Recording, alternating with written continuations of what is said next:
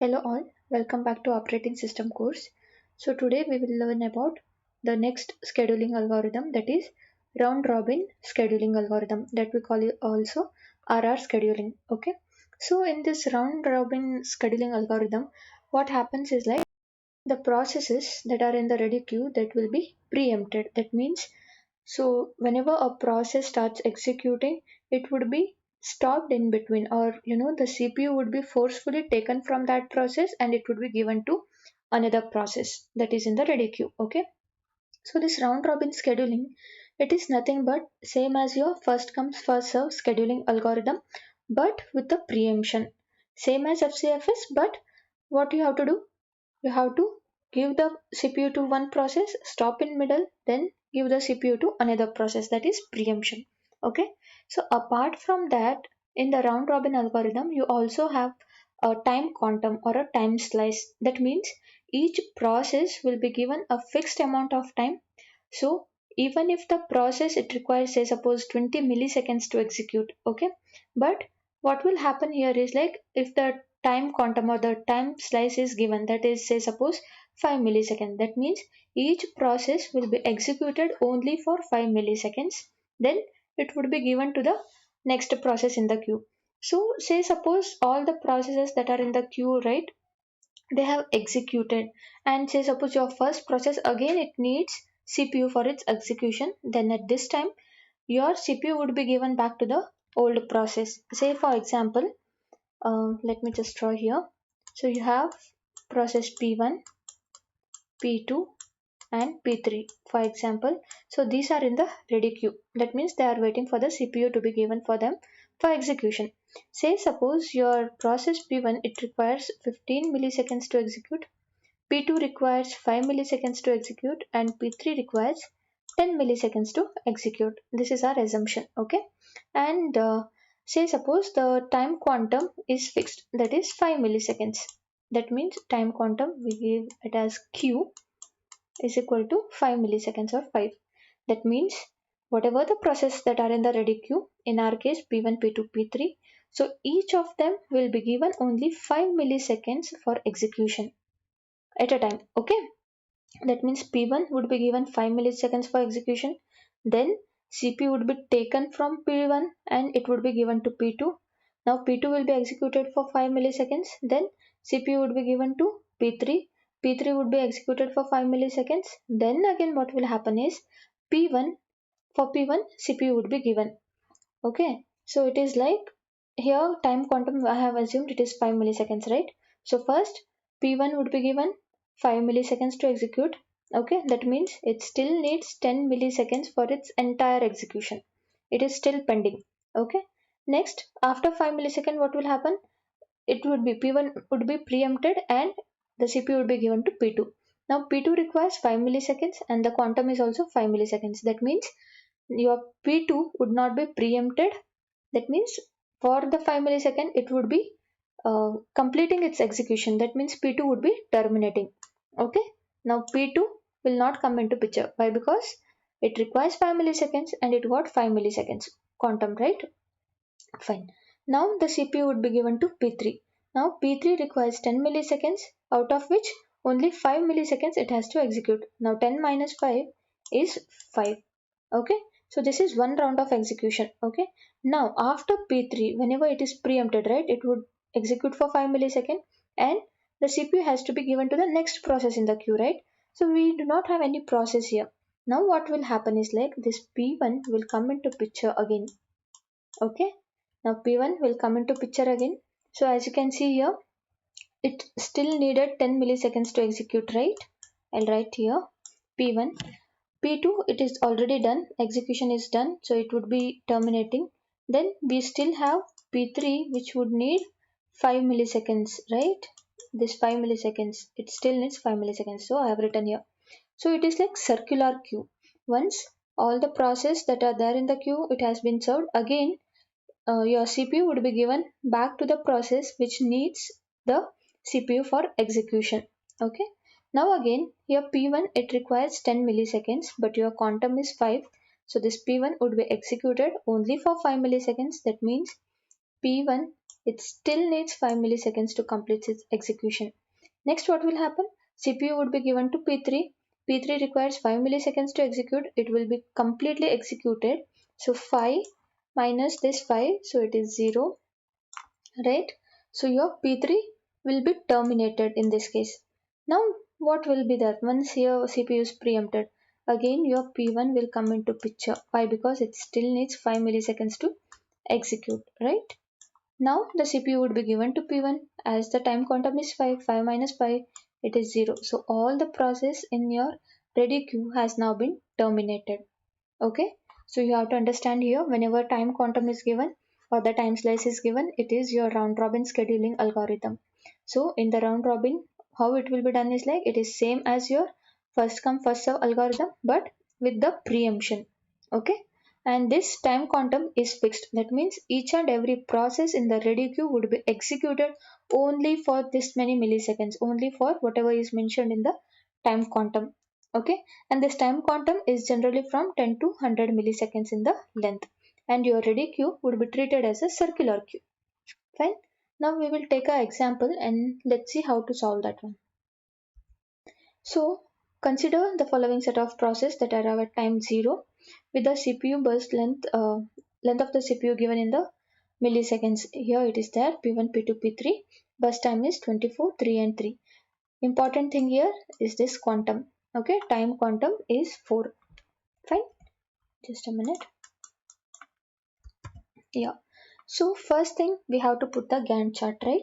So as we had already discussed, round robin is nothing but FCFS plus preemption. That means whatever the process which enters the ready queue first would be represented in the Gantt chart, but with the preemption, right? FCFS with preemption, and the time quantum is 4. That means whatever may be the burst time of that process would be executed only for 4 milliseconds. Here it is process P1, it requires 24 milliseconds for its execution, right? But we have a strict guideline here, that means time quantum is 4. So out of 24, it has to execute only for 24 milliseconds, like that. Okay. So first in the Gantt chart, you have to represent P1. So all the processes have arrived at time 0. That means it will start here at the 0th millisecond.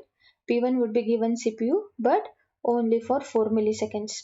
So out of 24, only 4 milliseconds have been executed. That means P1 still requires 20 milliseconds to complete its execution. It is 24 minus 4, it is 20. Fine. Next process. Now in here, when process P1 has been preempted or it has been executed for 4 milliseconds, what has to be done? CPU has to be taken from this P1 and it has to be given to P2. This is preemption. Okay. So now P2 will be represented in the Gantt chart, or it would be executed, but for how many milliseconds? Your P2, it requires only 3 milliseconds, but the time quantum is 4. So 1 millisecond is the difference here. So you have to understand P2 requires only 3 milliseconds. That means it would be executed only for 3 milliseconds. And then it would be given, the CPU would be given to P3. So P2 is represented in the Gantt chart. So what is the completion time here? So 4 plus 3, it is 7. Fine. Okay. Now P2 has completely executed. That means it has terminated. It is no longer in the ready queue. Fine. Then CPU has to be given to which process? It is P3. Now P3, it will be executed same as your P2. That means only for 3 milliseconds. So P3 represent here. Now 7 plus this 3, right? This one 7 plus 3, that is 10. Now P3 is out of picture, right? Now your CPU has been preempted here, or now where to which process the CPU has to be given? P2 has terminated, P3 has terminated. Now only we have P1 process, right? And it requires, as of now, P1 requires 20 milliseconds to execute. Now do not be in the assumption that P2 is terminated and P3 is terminated. There are no other process apart from P1 in the ready queue. That means at one go you cannot execute this 20 milliseconds. Why? Because this is round robin and time quantum is the constraint here. Fine. So again CPU would be given back after P3, it would be given back to P1, as you can see here. But again, out of 20 milliseconds, it would be executed only for 4 milliseconds.